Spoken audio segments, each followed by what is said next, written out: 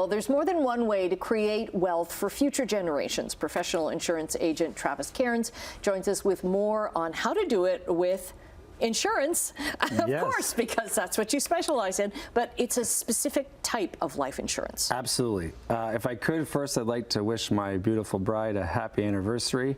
It's our 20th anniversary today, and what more romantic way than to come here and talk about what happens when you die.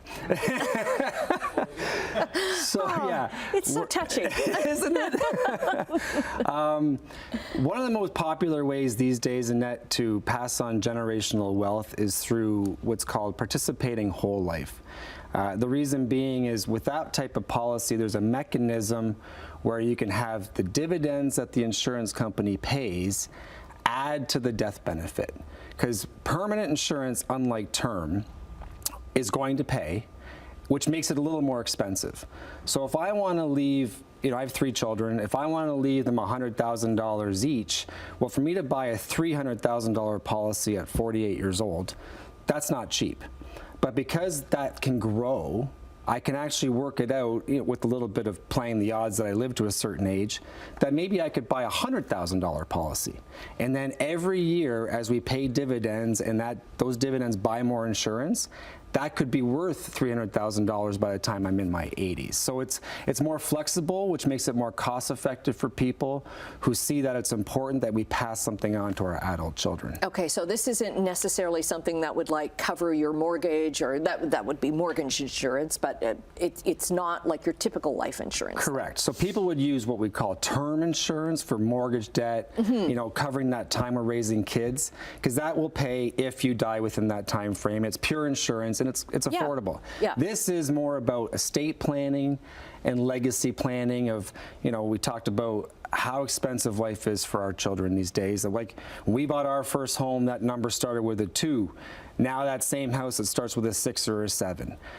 So now more than ever, it's important, I'm finding it, people my age thinking more about how am I going to help my adult children when I pass, not so much about what happens with my mortgage, but truly what's going to happen to the next generation as life is so expensive these days. And even if they can afford a house, the groceries, the property tax, how are they going to have spare money to save for their children's education?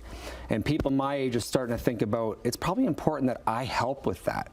Whereas it wasn't, we could afford that back in my time, your time, our parents' time, but my children, when they become that age, it's a little bit scary as how they're going to be able to afford those things. Why not just invest this?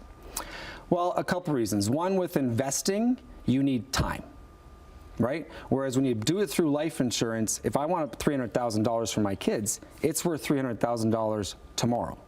The second piece, and it's a major important factor, there's a saying in financial planning, a dollar saved in tax is worth more than an extra dollar earned, because it's a full dollar. Where an extra dollar earned most likely is not a full dollar, it has to get taxed. So for you to save $300,000 for your family, your children, it'd be the equivalent of you having to save $450,000 to $600,000 for them to actually get $300,000. Life insurance is tax-free. So when you want to give them $300,000 through life insurance, it's almost like you gave them $600,000. Okay, so it's going to help in the end then when they collect. Right, and if there's other assets, like many people have other assets they want to leave their children, cottages, rental properties, what people forget is those are all going to be taxable. So whether you want to leave them actual money or leave them assets, family assets, well, when you do that and you die, it's like you sold it to them.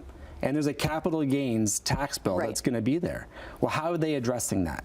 So this is another way that you can not just give them money, but give them family assets and make sure they're not forced to sell those off to cover that tax bill. Okay, we're out of time, but again, what should you ask for then? It's whole life. Participating whole life. Participating whole life. Yeah. Okay. All right. Thanks very much. My pleasure. We'll get your links up on our website at chch.com/morninglive.